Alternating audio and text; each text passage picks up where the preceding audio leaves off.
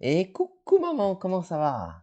Alors, on se retrouve pour une nouvelle vidéo à Interlagos au Brésil avec une petite Ferrari. En même temps, c'est un petit peu la seule voiture que j'ai, donc je peux faire que les vidéos en Ferrari, mais c'est pas grave. Ah, du coup, à Interlagos. Pneus soft, mais c'est écrit, c'est en jaune, mais c'est bien des rouges. Ne t'inquiète pas là-dessus. Température de piste 26 degrés, donc c'est assez froid dans la vraie vie. 26 degrés, tout le monde glisse et tout, sauf que c'est la température optimale sur mon simulateur. Je suis à 100% de grip, c'est-à-dire que la piste ne peut pas être plus rapide. J'ai le plus d'appui possible. Donc là, on est vraiment dans les conditions d'un tour rapide. Euh, J'aime beaucoup ce circuit, beaucoup, beaucoup, beaucoup. Il n'y a aucun virage très difficile, si ce n'est le long droit que je vais te montrer. Euh, mais sinon, tous les virages sont très fun à prendre, surtout le premier, qui est un petit peu compliqué. Mais si tu arrives à bien le prendre, c'est parfait. Dans tous les cas, tu verras ça par toi-même. Je te laisse avec un tour chronométré et je te retrouve juste après.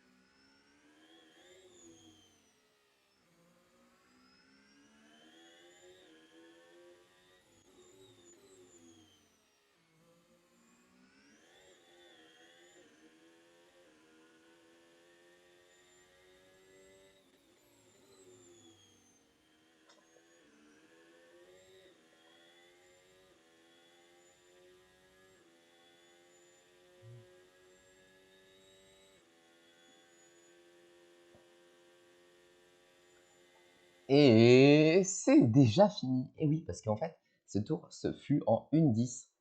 C'est un des circuits les plus courts, enfin les plus rapides du calendrier, mais c'est un des plus fun. Donc reprenons par le premier virage. Alors, premier virage, on va venir freiner au panneau 50 mètres que tu peux voir un tout petit peu avant. Ici, tout en haut, c'est le panneau 50 mètres. On va venir freiner fort et tu peux voir que j'ai déjà mis la pédale de frein à fond et j'ai laissé un petit peu de, euh, de pied sur l'accélérateur, environ 60%. C'est parce qu'en fait, si je fais pas ça, eh bien, les roues arrière vont se bloquer. Et vu que c'est un freinage en descente qui va à gauche, eh bien, je vais aller directement dans le mur. Donc, je suis obligé de faire ça sur un court instant. Donc, on freine très fort et je fais un freinage dégressif, c'est-à-dire que je retire le frein très délicatement, très très délicatement. Oh zut, oh la merde. Voilà, bref, tu n'as rien vu. Donc, on a le panneau 50 au-dessus, on continue. Donc là, je loupe le virage. Il y a deux façons de prendre le virage. Soit c'est de mettre la roue avant gauche directement à l'intérieur du vibreur, presque toucher l'herbe, ou bien aller sur l'extérieur pour avoir une sortie très axée sur la gauche et réaccélérer fort et aller et réaccélérer tôt. C'est ce que j'ai préféré faire. Je pense pas que ce soit le plus rapide parce que j'ai testé l'autre technique et c'était environ deuxième plus rapide. Donc là, ligne droite avec une petite ligne droite qui va permettre pas mal de dépassements. Donc ligne droite avec le DRS. C'est un virage assez rapide, donc on va freiner au panneau 75 imaginaire.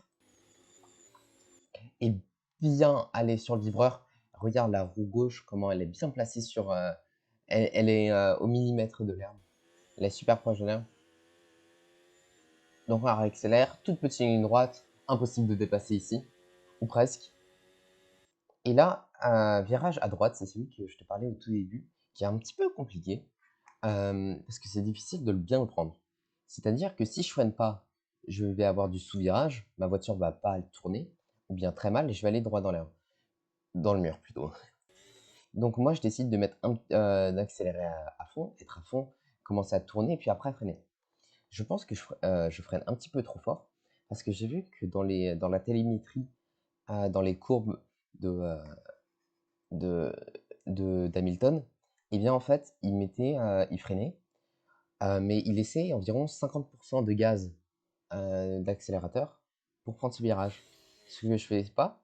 Et donc en fait, j'ai ce sentiment d'être à cette partie-là du virage, être beaucoup trop lent. Et c'est pour ça que je mets l'accélérateur à fond directement. Alors que normalement, je suis censé mettre l'accélérateur beaucoup plus tard. Donc je pense que j'emmagasine très peu de vitesse ici. Mais en tout cas, je réaccélère fort ici. Et on se retrouve au prochain virage. Je freine à 90% environ. Il faut essayer de bien toucher l'herbe avec la roue pour avoir la meilleure sortie possible. Et là, c'est un virage à gauche très très très lent où en fait ta voiture peut être très déstabilisée parce que c'est un virage en descente à gauche. Et les virages en descente, on n'aime pas ça. On réaccélère, mais pas trop fort parce que si on réaccélère trop fort en montée alors que ton volant il est un petit peu cabré vers la gauche, eh bien on part en tête à queue. Là, c'est un virage où tu vas essayer de freiner le plus, quand tu es le plus à gauche possible de la piste. Mais attention à ne pas freiner avec le volant trop axé vers la droite parce que tu vas repartir en tête à queue. Donc c'est pour ça que je freine pas à fond. Là, je réaccélère très fort directement. Et virage à gauche à fond.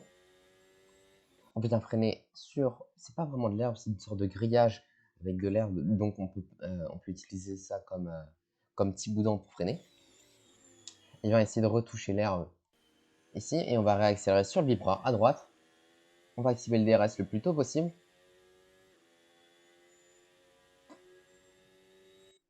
Oups, pardon. Et voilà, on est dans un tour à Interlagos.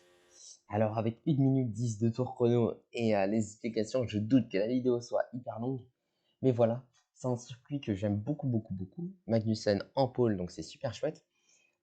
Est-ce qu'il va pouvoir bloquer Verstappen derrière en course s'il est en course sprint si les conditions météo sont pas trop difficiles, c'est-à-dire que c'est sec ou un petit peu humide, Verstappen, tel deuxième virage ou troisième, il le dépasse, je pense. Par contre, si la météo est un petit peu plus difficile, je pense que Magnussen peut garder l'avantage pendant un petit peu plus longtemps que prévu. Parce que s'il n'y a pas le DRS, eh bien le circuit, on ne peut pas dépasser ou très peu. Donc j'imagine que même avec une As, il peut bloquer un petit peu. À voir parce que la vitesse de pointe de la As est très basse, j'ai l'impression. Ils ont une très faible vitesse de pointe. En même temps, ils ont fait une seule amélioration dans toute l'année. Gunther, c'est un rat. Il veut pas améliorer la voiture.